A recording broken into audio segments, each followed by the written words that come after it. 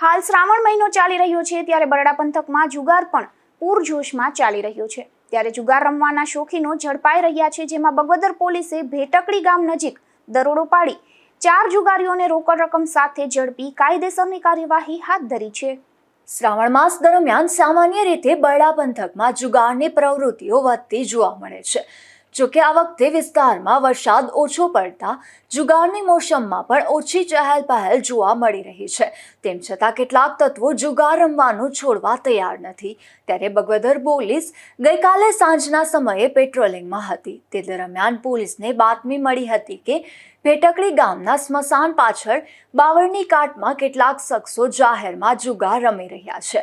જે બાતમીના આધારે પોલીસે સ્થળ પર દરોડો પાડતા 4 ઈસમો 3 પતિરોન પોલીસ નામનો જુગાર રમતા મળી આવ્યા હતા। ત્યારે પોલીસે આ 4 જુગારીઓને ઝડપી લઈ તેમની પાસેથી કુલ ₹3,470નો મુદ્દામાલ કબજે કર્યો હતો। ઝડપાયેલા આરોપીમાં પરબત વેજાભાઈ કારાવદ્રા, કાંધા અર્જણભાઈ કારાવદ્રા, કાંધા લીલાભાઈ ઓડેદરા અને રામ ભીમાભાઈ મોઢવાડિયાનો સમાવેશ થાય છે। ચારેય આરોપીઓ ભેટકડી ગામના રહેવાસી હોવાનું સામે આવ્યું છે। જે શખ્સો સામે બગવદર પોલીસે ગુનો નોંધી વધુ કાયદેસરની કાર્યવાહી હાથ ધરી છે। ધીરુભાઈ નિમાવત, ગુજરાત ન્યૂઝ, બગવદર।